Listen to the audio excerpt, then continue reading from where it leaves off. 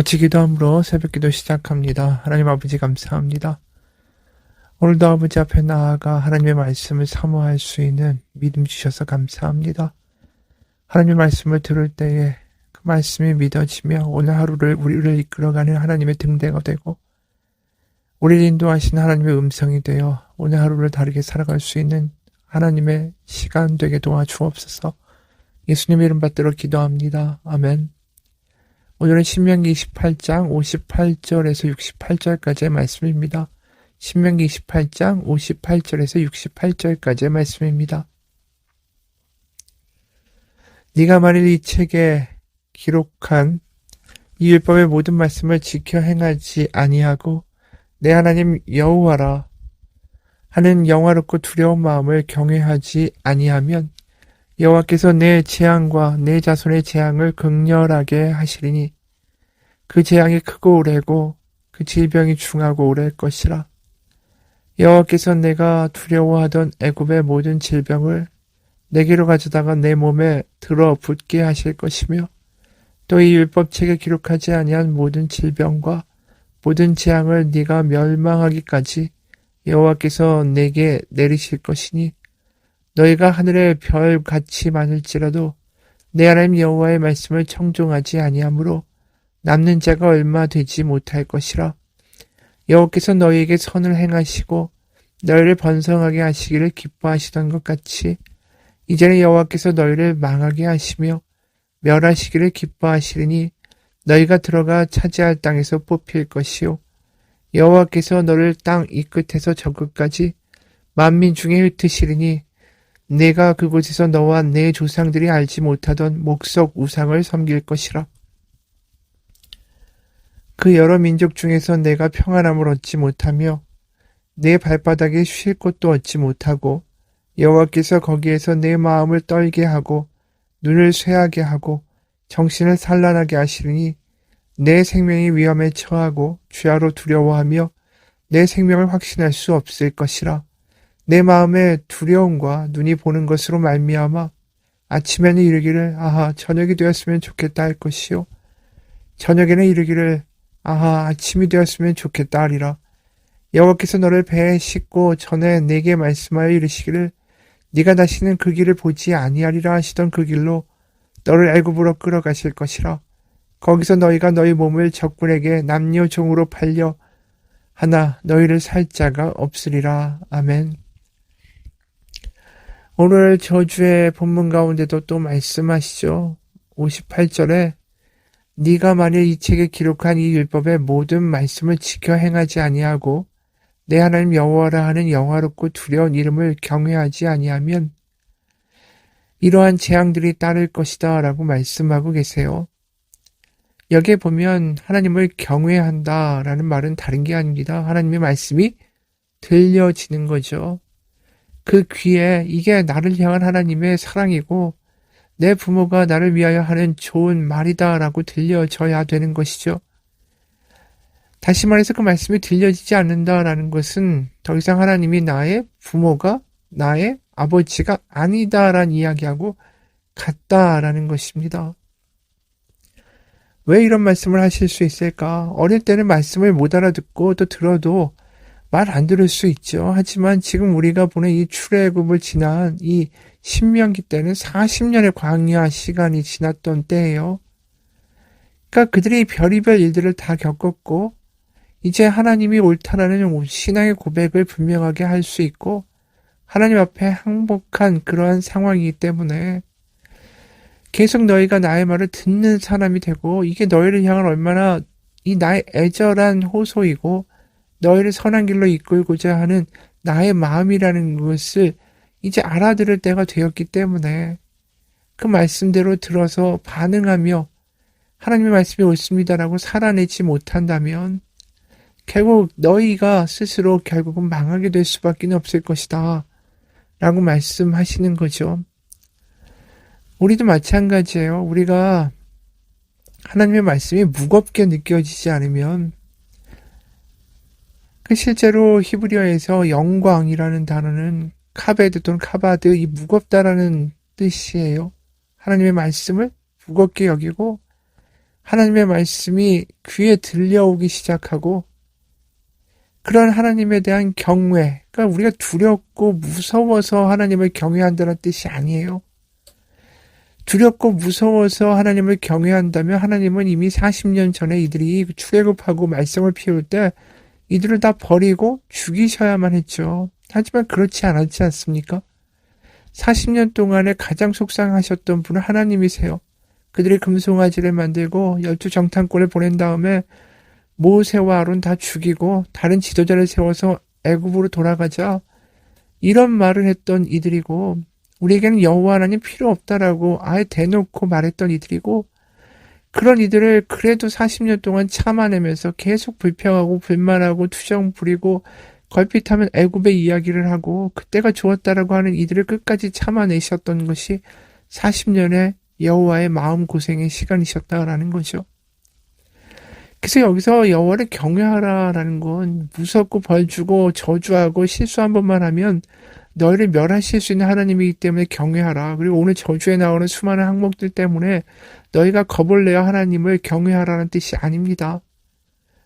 끝까지 너희를 참아주시고 끝까지 너희를 버리지 않고 가나안까지 이끌고 가시고자 하는 하나님의 열심과 하나님의 오래 참으심과 하나님의 자비에 대하여 정말 그 마음을 알아들여서 하나님 앞에 이제 하나님이 옳습니다. 하나님밖에 없습니다라고 고백하게 되는 것, 그것을 경외라고 표현하고 있는 거죠. 그러니까 현대 사회에서 현대 기독교가 개독교라고 욕을 먹는 것은 이 경외감이 없어서 그래요. 다시 말해서 하나님의 마음을 모르기 때문에, 더 나아가서는 하나님이 어떤 분이신지를 모르기 때문에 맨날 하는 게 뭡니까? 금송아지를 만들었던 그 출애굽 초반의 이야기처럼 내가 원하는 것을 달라, 내가 원하는 것을 주는 신이 되라, 그렇지 않으면 나에게 효용가치가 없다, 그리고 내가 원하는 것만 주면 거기서 땡이고 더 이상 내 삶과 내 인생에 관여하는 것은 나는 귀찮다. 이 하나님의 마음을 완전히 쳐내는 거죠. 하나님의 마음을 헌신자까지 취급하는 거죠. 그러다 보니까 기독교가 성숙하지 못하고 하나님을 경외하지 못하고 인생에서 하나님을 진지하게 생각하지 못하고 그냥 내 소원을 들어주는 하나의 피상적인 존재로 하나님을 대접하다 보니까 어느덧 기독교가 어떻게 됩니까? 하나님을 정말 사랑하고 하나님 먼저 사랑하셨기 때문에 하나님을 사랑하고 그리고 하나님이 주시는 사랑으로 말미암아 그 사랑 안에 거하기 때문에 내 안에 사랑이 있기 때문에 남에게 그 사랑을 줄 수 있는 하나님 사랑, 이웃 사랑에 기독교가 되지 못하고 나를 위하여 존재하는 신, 나의 소원을 들어주는 하나님이어야 되고 다른 사람들도 내 필요와 내가 보기에 선한 거, 내가 볼 때 행복한 거, 내가 볼 때 좋은 것을 위하여 이바지해야 하는 존재로 상대방을 도구화시켜버리는 일들이 벌어지게 되는 것이죠. 그러니까 모든 것의 원인은 뭐냐면 하나님이 어떠한 분이신지를 알지 못하는 거예요. 아무리 교회에 사람들이 많아도 다 모여서 자기의 소원만을 들어주기를 기도한다면 하나님은 어떻게 반응하셔야 될까요? 수능 기도회도 마찬가지예요. 수많은 부모님들이 수능 때가 되면 와서 기도를 하죠. 그럼 하나님은 도대체 어느 사람의 기도를 들으셔서 누구는 수능을 더 높게 점수를 맞게 해주고 누구는 수능 점수를 좀 덜 맞게 해주셔야 됩니까? 수능 기도회가 벌어지면 늘 그런 생각이 들어요. 하나님이 참 곤란하시겠다. 여러분, 정말 하나님은 우리가 원하는 걸 들어주는 것으로 말미암아 하나님이 날 사랑한다라고 말하지 말고 성경에 나와 있는 하나님이 어떠한 분이신지를 알아갈 때에 우리는 진정으로 하나님이 어떠한 분이시고 그 하나님의 마음을 알면서 또 주변에 있는 사람들을 향한 하나님의 긍휼을 같이 공감하면서 하나님의 은혜를 베풀어가는 하나님의 공동체를, 하나님의 나라를 만들어가야 하는 것입니다. 하나님을 진정으로 알고 하나님을 경외하는 사람이 되고 하나님이 어떤 분이신지를 알고 하나님의 마음을 알게 되면 그 사람 주변으로 하나님의 나라와 하나님의 공동체가 만들어질 수밖에 없어요. 왜요? 하나님 안에 거하니까, 하나님의 사랑 안에 거하니까, 하나님이 어떠한 분이신지 아니까 금방 무너지고 금방 기분에 따라서 왔다 갔다 하고 내가 원하는 것이 안 이루어졌다고 해서 화나고 분노나서 성질 부리고 주변에 짜증내고 이런 일들이 일어나지가 않는 거죠. 그럼 그런 사람 곁에는 하나님이 주시는 사랑과 평강과 자비와 오래 참음과 양성과 충성과 이런 것들이 나타날 수밖에 없고, 그럼 그 사람들이 가는 곳마다 결국 뭐가 이루어집니까? 하나님의 나라, 하나님의 공동체가 만들어지는 거예요. 하나님이 가나안에 이스라엘을 이끌어가서 거기에 심으시고자 하는 이유도 거기입니다.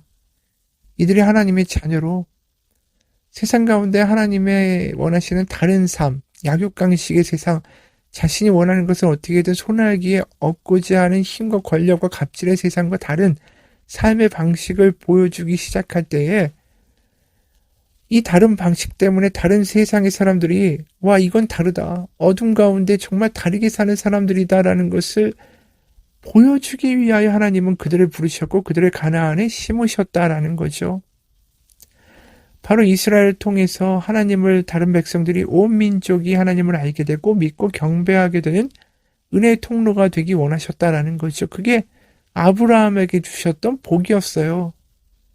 모든 민족이 너를 통하여 복을 얻을 것이고 너로 큰 민족을 이루겠다. 이게 바로 아브라함에게 주셨던 약속이고 그걸 지금 아브라함의 후손이 이스라엘을 통하여 이루고자 계속하신다라는 것입니다.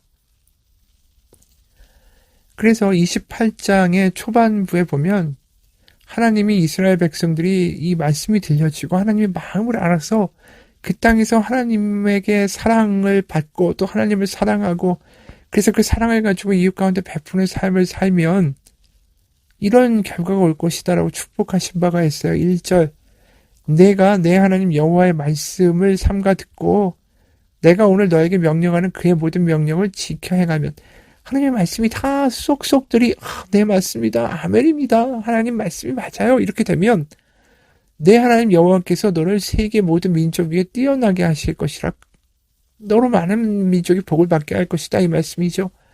9절 10절 보면 9절, 여호와께서 너에게 맹세하신 대로 너를 세워 자기의 성민이 되게 하시리니 이는 내가 내 하나님 여호와의 명령을 지켜 그 길로 행할 것임이라.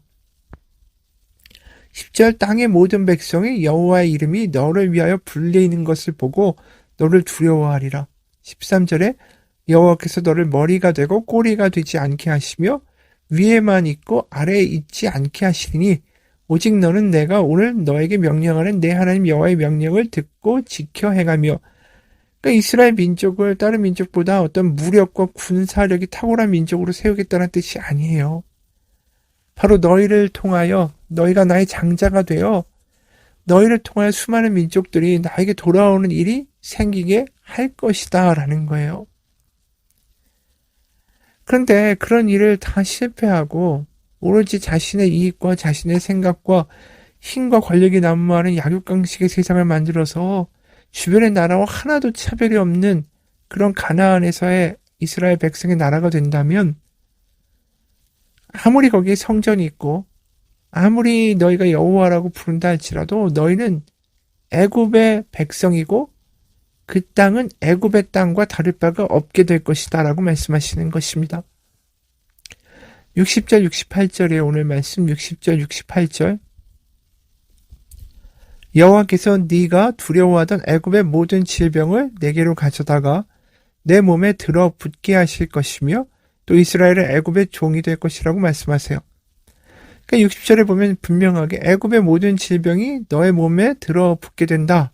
이건 어떤 저주의 특별한 항목을 가리키는 것이 아니라 이것은 결국 궁극적으로 가나안 땅이 애굽 땅이 될 거라는 거죠. 출애굽이 나타날 때 10개의 재앙이 애굽을 휩쓸었던 것처럼 가나안 땅이 애굽 땅이 되어 버릴 것이다라는 것을 간접적으로 말씀하신 거예요. 그리고 68절에 여호와께서 너를 배에 싣고 전에 내게 말씀하여 이르시기를 네가 다시는 그 길을 보지 아니하리라 하시던 그 길로 너를 애굽으로 끌어가실 것이라. 다시 너희가 애굽의 종이 될 것이다. 그러니까 다시 출애굽이 모두 다 무효화가 돼버리고 수포가 될 것이다 라는 거죠. 그건 사실 이들이 자처한 것입니다. 40년을 고생하면서 하나님이 얼마나 고생하셨어요. 이들이 고생했다라고 하지만 더 고생한 건 하나님의 마음이죠. 그래서 광야를 지나고 가나안에 아무리 들어가도 그 모든 것이 다 수포가 될 것이다. 다시 시작해야만 할 것이다. 이렇게 말씀하시는 거예요. 실제로 이들이 그 상황이 벌어지죠. 바벨론의 남유다가 패망하면서 이들이 바벨론으로 포로로 끌려가죠. 애굽의 종, 다시 그들이 돌아올 때 그것이 제2의 출애굽이다라고 말할 수밖에 없게 되는 일들이 벌어지는 거예요. 여러분, 아브라함에게 주셨던 그 약속이 이들을 향하여 하나님 이루기 원하셨고 그 약속은 바로 우리를 통하여 여전히 이루기 원하신다라는 것이 중요합니다. 아브라함에게 주셨던 창세기 12장 2절 3절의 말씀이 아브라함에게만 해당되는 말씀이 아니라 이스라엘에게 해당되었던 것처럼 또다시 우리에게 해당되는 거예요. 내가 너로 큰 민족을 이루고 내게 복을 주어 내 이름을 창대하게 하리니 너는 복이 될지라. 너를 축복하는 자에게는 내가 복을 내리고 너를 저주하는 자에게는 내가 저주하리니 땅의 모든 족속이 너로 말미암아 복을 얻을 것이라 하신지라. 바로 우리를 통하여 주변의 사람들이 복을 얻게 하고자 하시는 것은 하나님의 바람이시다라는 거죠. 근데 그러한 일들이 모두 다 망가져 버리다 보니까 하나님은 다시 시작할 수밖에 없으시다. 다시 출애굽이 일어나야 한다. 그 땅은 애굽 땅이 될 수밖에 없다. 이런 이야기를 오늘 저주의 항목에서 말씀하고 계신 거예요. 그래서 62, 63절, 64절도 아브라함의 언약이 뒤집어 엎힌다라는 말을 하고 있는 거예요. 좀 전에 너로 큰 민족을 이루겠다라고 하셨는데 62절에 너희가 하늘의 별같이 많을지라도 내 하나님 여호와의 말씀을 청종하지 아니하므로 남은 자가 얼마 되지 못할 것이라. 아브라함의 언약이 뒤집히는 거죠. 그것이 애굽 땅과 같아지니까. 63절 여호와께서 너희에게 선을 행하시고 너희를 번성하게 하시기를 기뻐하시던 것 같이 이제는 너희를 망하게 하실 것이다. 64절에 여호와께서 너를 땅 이 끝에서 저 끝까지 만민 중에 흩으실 것이다. 아브라함에게 주셨던 약속을 이루고자 그렇게 출애굽을 하시고 이스라엘 백성을 40년 동안 이끌어 오시고 그들을 견뎌내셨던 하나님이 결국은 그것을 다시 역전시키시는 일이 벌어지게 될 것이다 라는 거예요. 사실 그 이야기가 하나님의 일방적인 어떤 변덕이 아니라 우리 이미 이야기한 대로 40년 동안 하나님이 그들에게 참아주신 시간이 있잖아요. 그렇죠? 우리도 마찬가지예요. 오늘날의 교회들이 하나님 가운데 하나님의 복의 통로가 돼야 됩니다. 정말 하나님이 살아계시다라는 것을 보여줄 수 있는 사람들이 돼야 되죠. 그러기 위해서 하나님을 더 알아야 되고 하나님이 어떤 열심으로 우리를 이끌어 가시는가를 매일 경험하며 은혜 가운데 살아갈 수 있는 우리가 되기를 원합니다. 그래서 우리가 말씀을 읽을 때마다 하나님이 어떤 분이고 어떤 사랑을 우리 가운데 베풀고 또 베푸셨는가를 기억하며 지금도 그 하나님이 우리를 이끌어 가신다. 그 사랑 가운데 충만해지기를 축원합니다. 그렇게 되면 우리는 이기적인 나의 욕구와 내 바람과 내 계획과 내 뜻대로 움직여주지 않기 때문에 하나님한테 불평하고 불만하고 그러면서 나의 신세를 한탄하고 주변 사람들과 비교하고 질투하는 그런 못난 모습에서 자유케 될 것입니다. 하나님 우리 부르셨어요. 우리를 통해서 많은 사람들이 복을 받게 하시려고. 그 표현을 마태복음 5장 15절에 이런 말씀하는 거죠. 예수님의 입에서는 이렇게 바뀌어 나오는 것입니다. 마태복음 5장 15, 16절 사람이 등불을 켜서 말 아래에 두지 아니하고 등경 위에 두나니 이러므로 집안 모든 사람에게 비치느니라. 이같이 너희 빛이 사람 앞에 비치게 하여 그들로 너희 착한 행실을 보고 하늘에 계신 너희 아버지께 영광을 돌리게 하라. 바로 이게 아브라함에게 원하셨던 거고, 이스라엘에게 원하셨던 거고, 우리에게 원하시는 것이요. 그래서 우리는 세상의 빛이고 소금이다. 우리 안에 무슨 빛이 있어요? 우리 스스로는 빛을 가질 수 없죠. 우리가 스스로 발광체가 될 수 없죠. 우리는 하나님이 우리 안에 계시면 그 빛을 비추는 것 뿐이에요. 그러기 위해서는 뭐가 필요합니까? 하나님의 빛이 우리 가운데 있어야죠. 하나님의 사랑이 우리 가운데 있어야죠. 하나님의 은혜가 우리 가운데 있어야 한다라는 것입니다. 우리 교회가 그러한 교회가 되기 원합니다.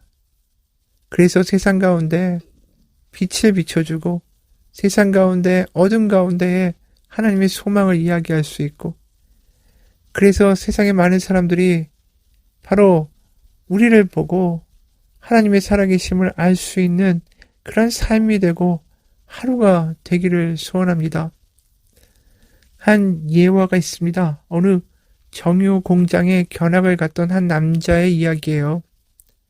관광 가이드는 그에게 정유 공장의 아주 다양한 이 과정들과 시설들을 다 보여줬습니다.